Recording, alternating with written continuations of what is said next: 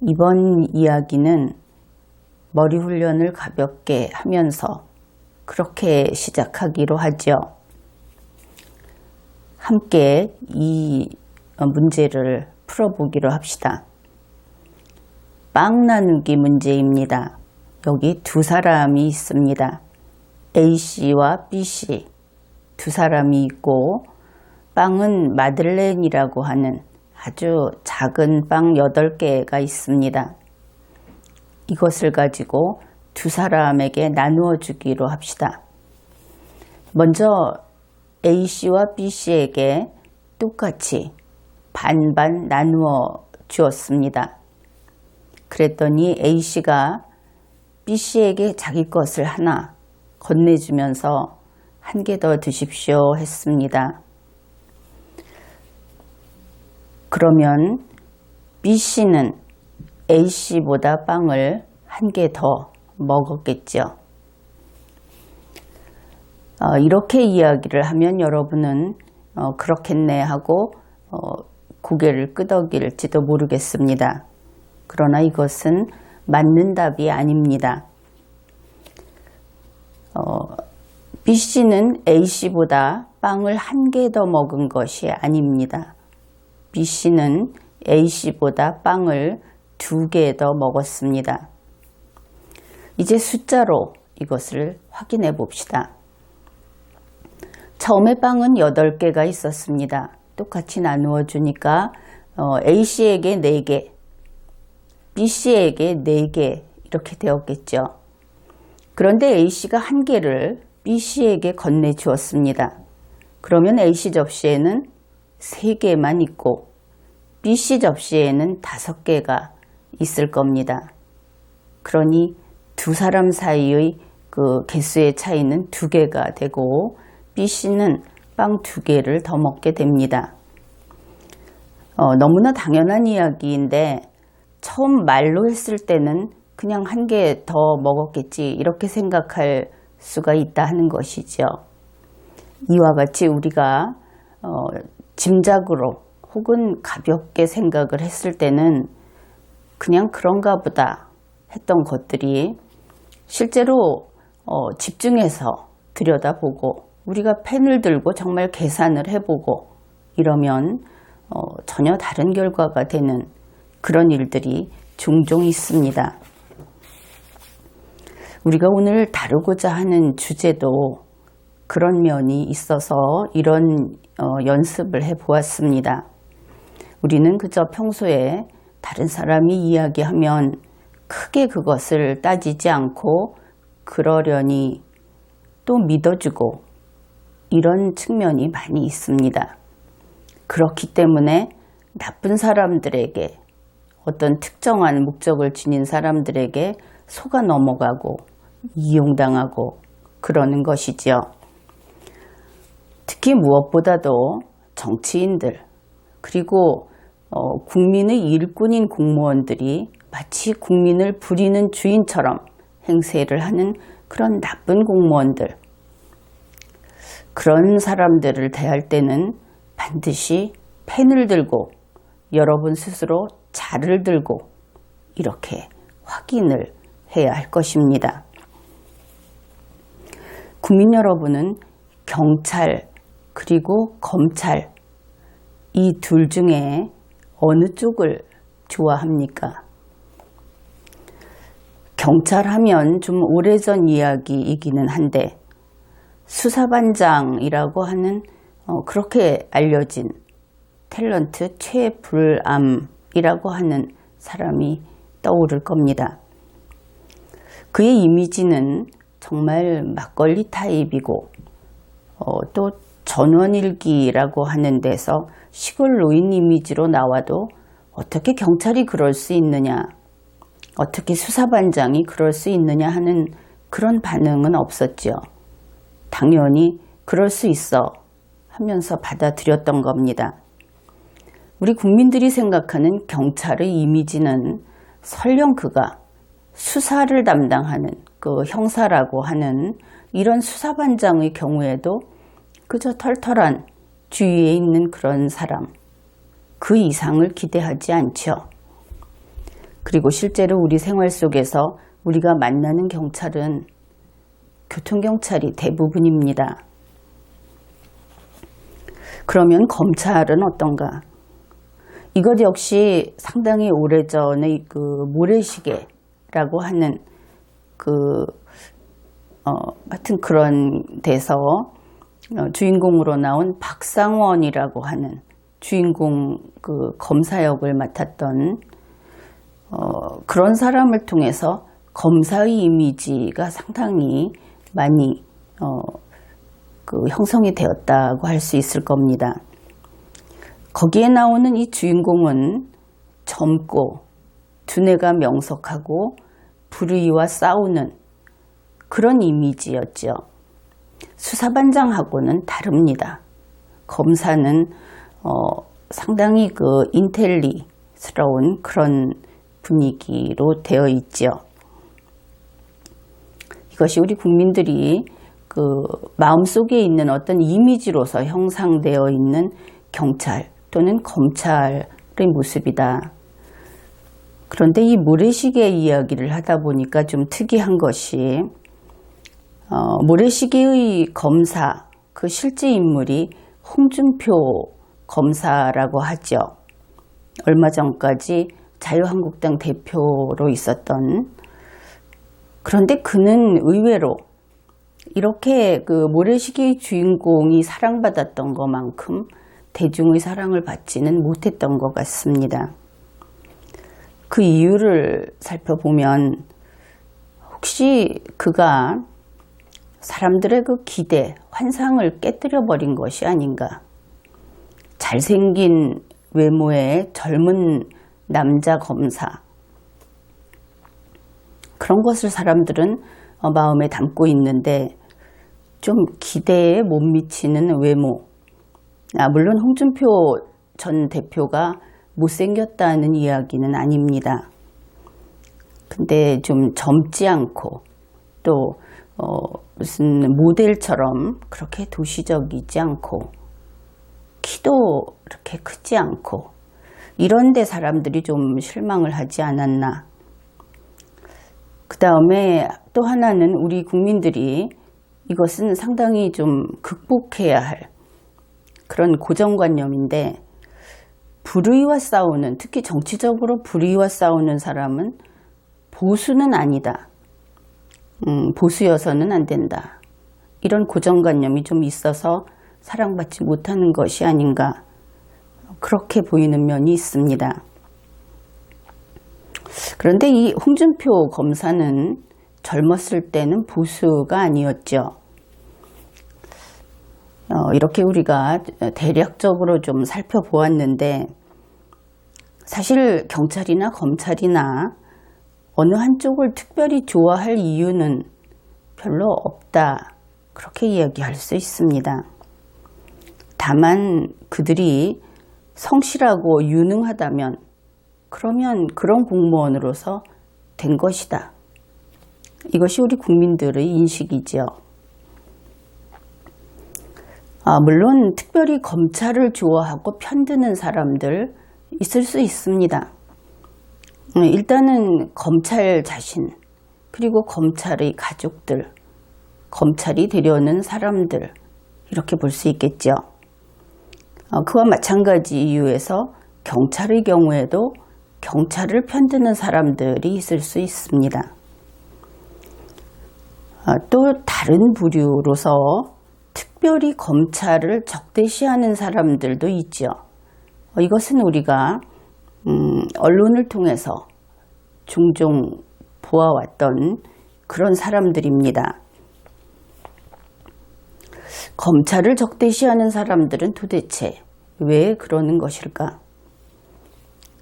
적대시까지는 아니고 막연히 검찰을 좀 싫어하는 사람들 이야기부터 해보죠. 국민은 검찰에 대해서 정의를 지키기 위해서 불의와 싸우는 그런 공무원, 그런 사람들이라는 기대를 하고 있습니다. 그런데 그 기대에 어긋날 때, 기대에 어긋나는 정도가 아니고 오히려 불의의 편으로 보일 때, 그럴 때 싫어하게 되겠죠. 특히 그와 같은 일로 자기 자신이나 아니면 자기와 가까운 사람이 피해를 입었을 때는 적대시할 수도 있을 겁니다. 그러면 먼저 국민이 싫어하는 검찰의 모습을 한번 검토해 보기로 합시다. 관존민비사상, 이게 조금 옛날식 표현인데 검찰이니까 굉장히 잘난 것처럼, 그리고 자기들끼리만의 어떤 높은 사람들의 세상이 있는 것처럼, 이렇게 관존민비사상에 찌든 검찰, 거만한 검찰, 좋아할 수 없겠죠.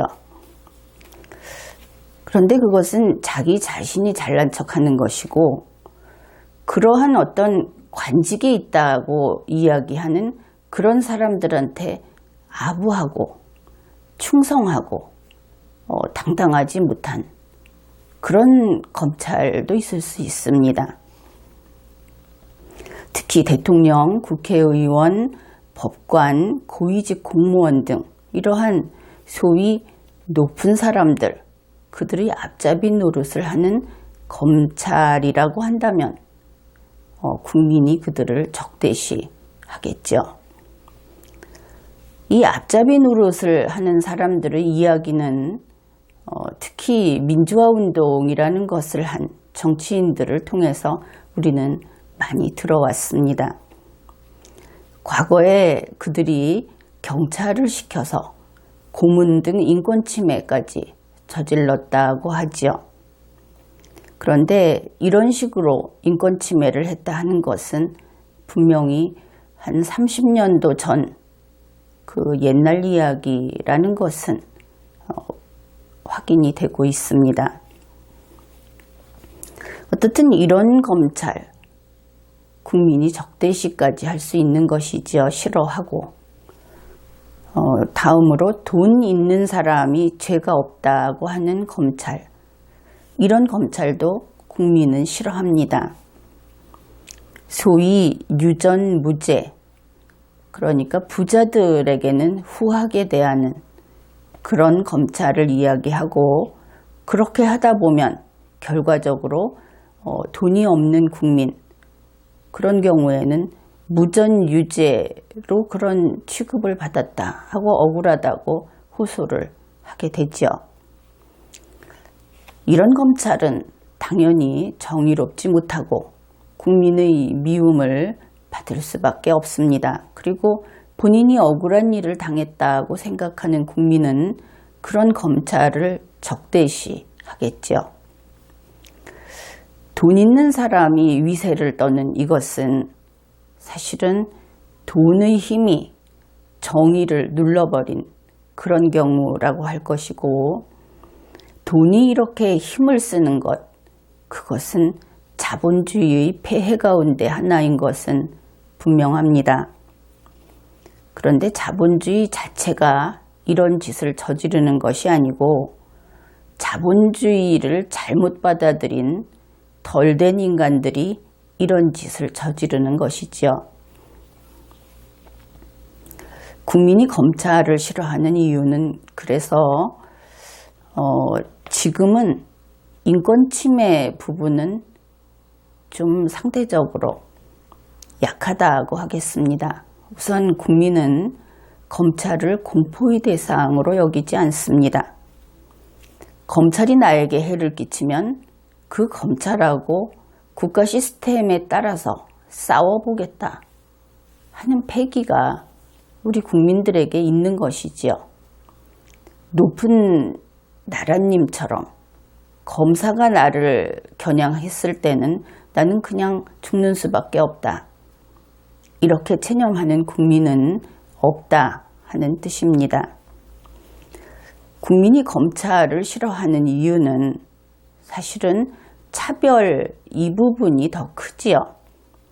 그러니까 차별로 인해서 내가 손해볼 수 있다는 감정을 느끼게 되는 그런 경우에, 그럴 때 그러한 검찰은 정의롭지 않다, 그러면서 싫어하는 것입니다. 이러한 것들을 우리는 납득할 수 있죠. 그렇게 생각할 수 있다. 그렇게 봅니다. 그런데 문재인 청와대 대통령을 비롯한 청와대 정부에 있는 사람들, 그리고 학생 운동권 세력들, 그들이 이 검찰을 손보겠다고 팔을 걷어붙이고 나섰습니다. 이 사람들은 대체로 30년도 더 전에, 문재인 청와대 대통령은 그보다 더 전에 그 시스템상 검찰의 지휘를 받는 경찰에게 얻어맞았던 사람들, 혹은 가까운 사람들이 그런 경험을 했던 사람들, 그런 사람들이라고 할 수 있습니다. 우리말에 때리는 시어머니보다 말리는 시누이가 더 밉다 하는 말이 있죠. 여기에서 보면 때리는 시어머니는 경찰, 그리고 말리는 시누이는 검찰이 될 겁니다. 실제로 검찰이 직접 폭행 행위에 가담하는 예는 그렇게 많지는 않았습니다. 그런데 문재인 청와대 대통령, 그리고 조국 수석, 이런 사람들, 그들이 2018년 초에 30년도 더 지난 옛날 사건인 박종철 케이스를 예로 들면서 고문검찰, 인권침해 검찰은 속죄하라, 이렇게 공표했습니다. 검찰을 적폐청산하면서, 그리고 그 규모도 대폭 줄여서 다시는 그와 같은 일을 하지 못하도록 하겠다는 것이죠. 그런데 2018년 현재의 검찰은 고문검찰이 아닙니다. 인권침해 검찰 또한 아니죠. 좀 정의롭지 않을 수는 있다고 봅니다. 또 30년 전의 검찰도 대다수가 고문검찰이 아니었고 인권침해 검찰이 아니었습니다. 그런데 문재인 청와대 대통령은 마치 과거부터 지금까지 모든 검찰이 모두 이렇게 고문검찰이었던 것처럼 그렇게 이야기를 하고 있는 겁니다. 그야말로 외눈박이의 식견인 것이지요. 박종철 케이스도 그렇습니다. 국민들은 문재인 청와대 대통령이 뭐 영화를 보고 어떻게 했다 이런 뉴스가 나오니까 정말 검사가 당시 이 피해자를 고문한 것으로 다시 그런 잘못된 기억이 고정이 되어버리는 그런 일이 생겨버렸습니다. 그런데 박종철 케이스에서 고문을 한 것은 경찰이었습니다. 그리고 그것을 검사가 기자와 함께 폭로했던, 그래서 세상에 나오게 됐고, 또 이때를 기점으로 해서 대한민국에서 고문이 근절되는 그러한 중요한 계기가 되었던 그런 사건입니다. 문재인 청와대 대통령 측의 명분은 좀 그 상위 개념으로 이야기했을 때 인권입니다. 그래서 그들은 현재의 문재인 청와대는 검찰을 해체해서 거의 20% 정도만 남기고, 또 경찰의 힘을 이 검찰을 견제하고 검찰의 문제점을 막을 수 있도록 그 정도로 대등하게 키워주겠다, 그런 이야기를 했습니다. 여기에 대해서는 리걸마인드 연구소의 지난 강의를 참조하면 되겠습니다. 이들은 자기들이 30년 전에 봤던 기억에 의존해서 이러한 일을 하겠다고 하고, 현재 이미 수술을 단행해서 개복까지 마쳤습니다. 그렇게 볼 수 있겠죠. 개복이란 배를 갈랐다 이런 뜻입니다. 그런데 그들은 지지리도 실력이 없죠. 여러 번 이야기했듯이. 그래서 마취에도 실패를 해서 검찰이 비명을 지르면서 괴로워하고 있습니다. 그러면 이들이 30년 전에 보았던 기억을 가지고 이번 일을 저질렀는데 그들은 그 30년을 어떻게 살아왔는가? 30년 동안 정부를 운용할 수 있는 실력은 키우지 않았습니다. 그들은 반정부 투쟁, 시위나 폭동 같은 그런 실력만 키웠던 그런 사람들입니다. 그런 이 운동권 출신 정치인들이 30년 전의 낡은 안목으로 그리고 무식한 사류의 솜씨로 대한민국의 시스템을 해체시키고 있는 겁니다.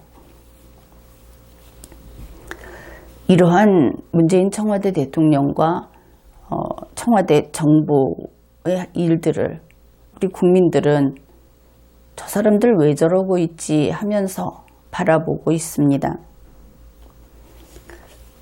어째서 국민들은 그들이 하는 일에 저것은 정의로운 일이다 하고 박수를 치지 않는 것일까?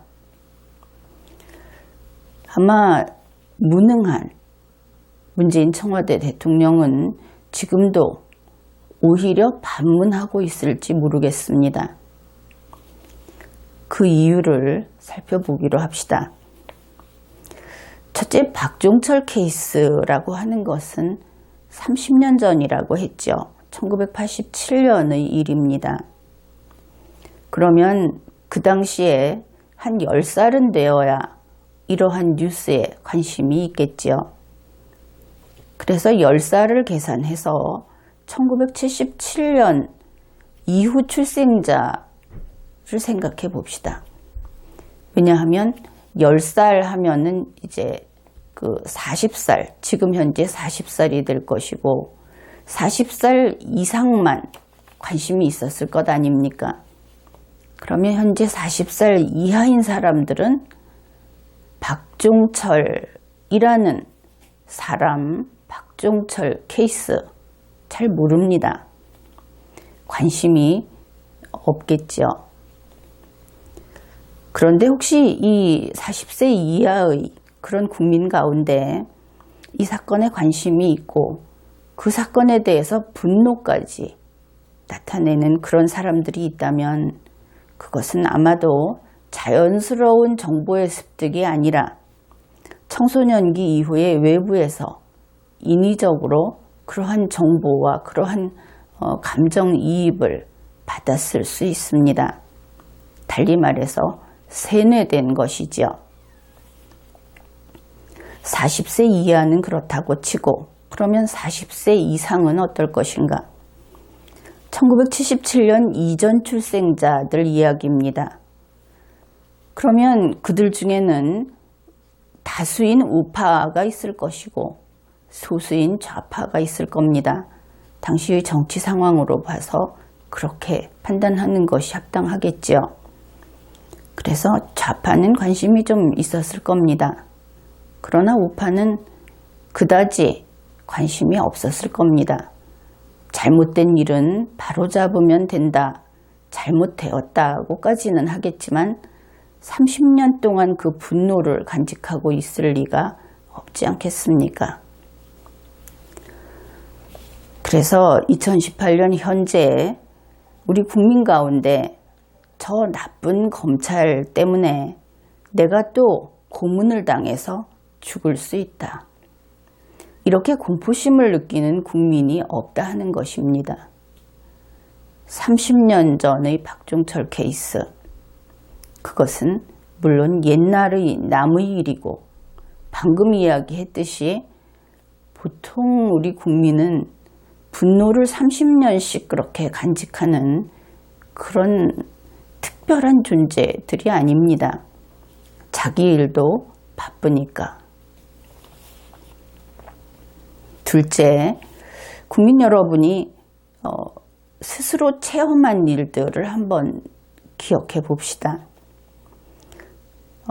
그런 경험이 별로 없었겠지만 자기 자신이 범죄와 관련해서 용의자 혹은 피의자 이런 입장이 되었을 때, 그래서 만나본 이 수사관들이 있다고 한다면 거기에 경찰이 많을까 아니면 검사가 많을까, 이것을 생각해 보자 하는 겁니다. 우리 국민은 설령 자신이 수사 대상이 되는 경우에도 검사보다는 경찰을 만나는 경우가 훨씬 많죠.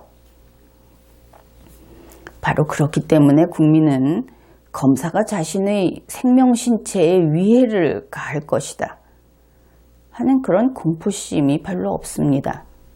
검사를 그런 대상으로 여기지도 않고 직접 마주쳐서 자기에게 가해를 하는 그런 경험도 많지 않고, 그래서 문재인 청와대 대통령과 청와대 정부 측에서 검찰을, 지금 이 칼끝을 검찰을 향해서 겨누고 있는, 이미 개복을 했다고 했죠.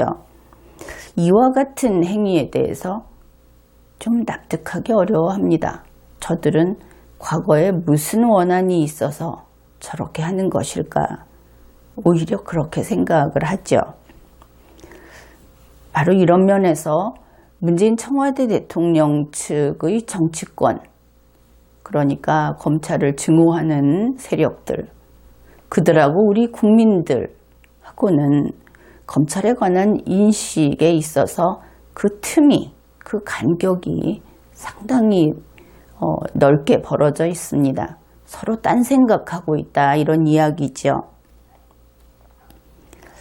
앞에서도 이야기했지만 우리 국민들 가운데 인권 침해를 이유로 검찰을 적대시하는 사람들의 경우에는 이러한 운동권을 제외하고는 세뇌에 의한 것이다. 스스로 다시 생각을 해본다면 박종철 케이스 같은 것이 매일, 매달, 매년 있었던 것이 아니다 하는 것을 새삼 깨닫게 될 겁니다. 문재인 청와대 대통령 측에서 검찰, 경찰, 국정원 등 소위 국가 권력기관을 개혁하고 있습니다. 그런데 이것은 대한민국의 입장에서 가히 살인적인 폭력행위라고 할 수 있는 그런 일입니다. 왜냐하면 형사사법에 관한 임무를 담당하는 그러한 기관을 이런 식으로 자기들 원하는 대로 변형시키고 있기 때문입니다. 검찰이 그 자리에 있어야 하는 이유, 국정원이 그 자리에 있어야 하는 이유, 경찰이 왜 행안부 소속으로 되어 있는지, 이 모든 것들이 그것이 거기에 있어야만 권력이 하나로 융합되지 않고 독재를 하지 않게 되기 때문에 그렇게 있는 겁니다. 그런데 그것을 제 마음대로 떼어내고 있는 것이죠. 이들은 30년 전의 눈으로, 30년 전의 지식으로 그렇게 지금 대한민국을 휘젓고 있습니다. 30년 전 대한민국에서는 사고를 당해서 머리가 깨어지면 아까진기를 발랐다고 합니다. 문재인 청와대 대통령과 조국 수석 등이 꼭 그런 식으로 지금 일을 하고 있는 것이죠. 이들은 그런데 좀 특징이 있는데 먼저 머리를 깨뜨린 다음에 아까진기를 바르고 있는 겁니다.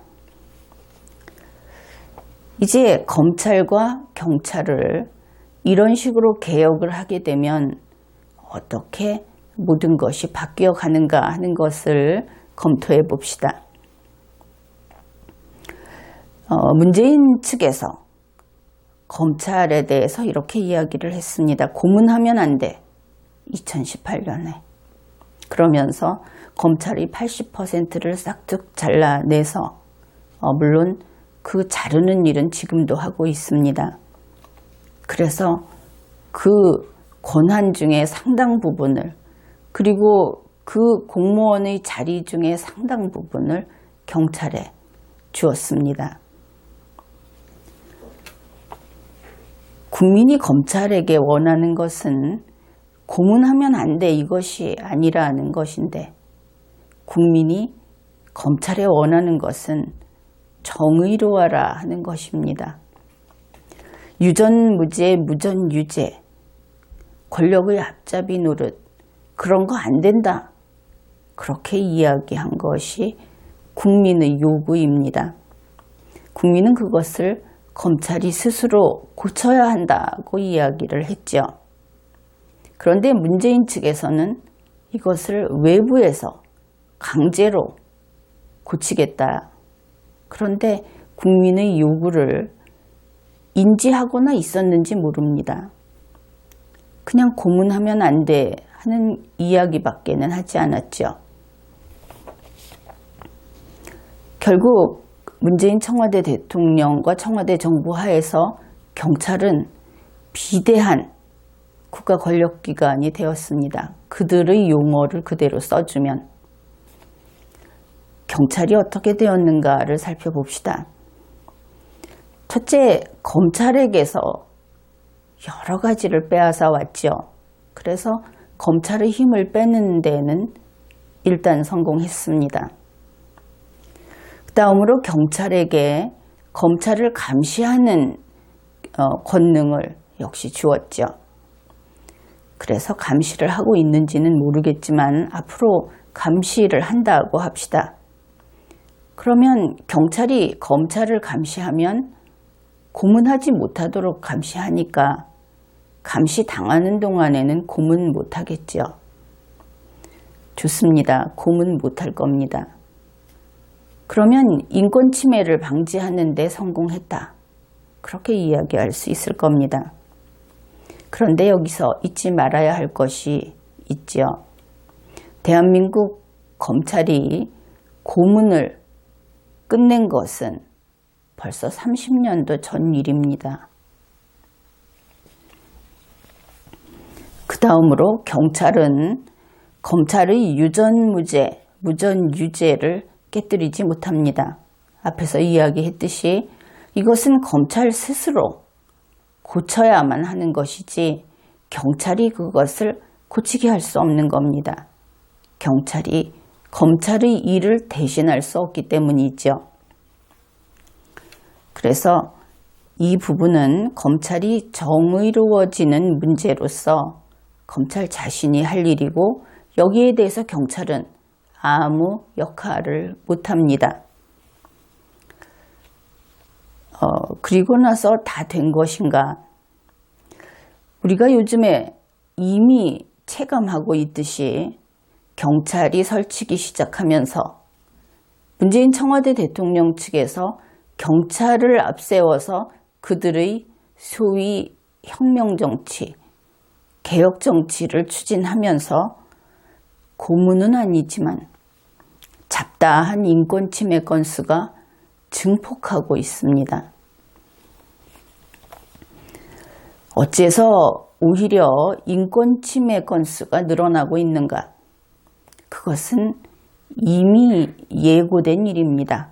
이와 같은 국가 권력기관을 헌법과 법률을 벗어나서 인위적으로 자신들의 특정 목표를 향해서 이렇게 고쳐 놓았을 때 이미 생길 수밖에 없는 일이었다 하는 겁니다. 검찰과 경찰은 모두 국가 강제력의 도구입니다. 국가 강제력이라고 하는 것은 비록 그것이 정의의 목적을 위해서 가동이 되더라도 국민의 입장에서는 결과는 단일하게 나타납니다. 국민의 자유가 침해된다 하는 것으로 나타나죠. 그런데 경찰은 숫자가 많습니다. 게다가 하는 일도 잡다하게 아주 많죠. 그러면 어떻게 되는가? 문제 역시 잡다하게 많이 일으킵니다.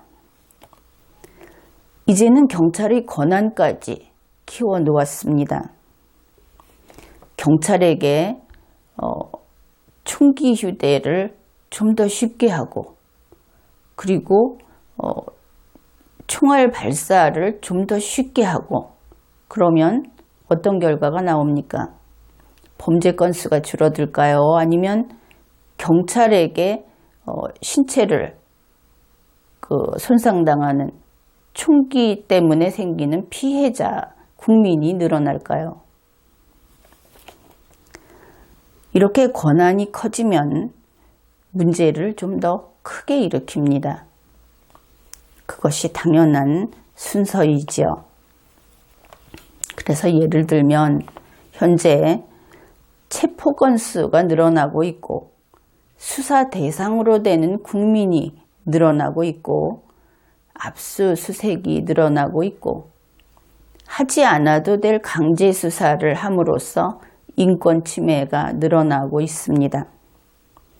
이와 같은 일들은 바로 헌법이 보장한 인간 존엄성을 침해하는 일이고, 헌법이 보장한 국민 주권주의를 후퇴시키는 일입니다. 국민 주권주의가 어째서 후퇴하는가? 대한민국 헌법은 우리 5천만 국민을 주권자로, 우리 5천만 국민이 이 나라의 주인이라고 그렇게 규정하고 있습니다. 그러나 이러한 국가 강제력을 사용하는 다수의 경찰이 국민을 뒤쫓고, 국민을 잡아들이고, 국민의 집을 뒤지고, 이와 같은 일을 함으로써 국민은 주인이 아니라 피지배민으로 그 지위가 추락합니다. 수사를 당하고 잡혀가서 신문을 당하고 집안을 강제로 수색당할 때 국민은 영예로운 주권자로서의 자부심이 침해당합니다. 그때부터 국민은 당당하기보다는 눈치 보는 노예의 심리로 바뀌어버리는 것이지요. 이러한 과정이 계속되면서 공권력의 행사 또한 폭증합니다. 경찰이 설치고, 장관이 설치고, 대통령이 설치고, 청와대에 있는 수석들이 설치고, 그것이 바로 독재로 가는 길입니다. 그러면 무엇이 바뀌었는가? 문재인 청와대 대통령이 이렇게 칼춤을 추고 있는 이 지난 2017년 5월부터 지금까지 무엇이 바뀌었는가? 세상이 깨끗해진 것은 아닙니다. 바로 자기 자신들이 더러운 악취를 풍기는 존재이니까. 그러면 기득권층의 구세력을 청산했는가? 역시 그쪽에서도 유전무죄, 그것이 통하고 있다는 이야기가 나오고, 또 나름대로 옛날의 그 고관대작이라고 하는 사람들은 서로 인맥이 있어서 봐주고 있다고 하기 때문에 그 청산 또한 신통치 않습니다. 결국 한 것은 무엇이냐 하면은 국민의 숨통을 막아버리는 일만 했지요. 이것이 바로 독재입니다. 이것은 검찰, 경찰 사이의 밥그릇 싸움이 아닌 겁니다. 우리 국민의 민주주의가 파괴되는 일이고, 결국 이것은 문재인 독재 위헌 정권이 우리 5천만 국민에게 핵공격을 하는 것입니다. 그래서 우리가 검찰은 원래 고문이나 하던 자들이기 때문에, 그러면 경찰은 그렇지 않습니까? 물론 이 부분도 문제는 있지만 나쁜 경찰을 생각해 봅시다. 과거 20세기 초에 일본 제국의 앞잡이 노릇을 했던 것이 순사, 경찰이었고, 그리고 그 이후로 좌파에서 이야기하는 그 독재 정권들의 앞잡이 노릇을 했던 것도 사실은 경찰이었죠. 경찰을 나쁘게 이야기하려고 하는 것이 아니고 경찰에게는 무조건 선한 편으로 도장을 찍어놓고 검찰만 나쁘다고 이야기를 하는데, 그 경찰이 문재인 청와대 정부의 도구라는 점에서 이제 우리는 경찰도 눈여겨보아야 하는 것이고, 검찰을 죽이는 문제에 대해서 우리하고 상관없는 일이다, 그렇게 볼 수 없게 된 그런 상황이다 하는 것을 바르게 알아야 하겠습니다. 이번 회에는 여기까지 하겠습니다.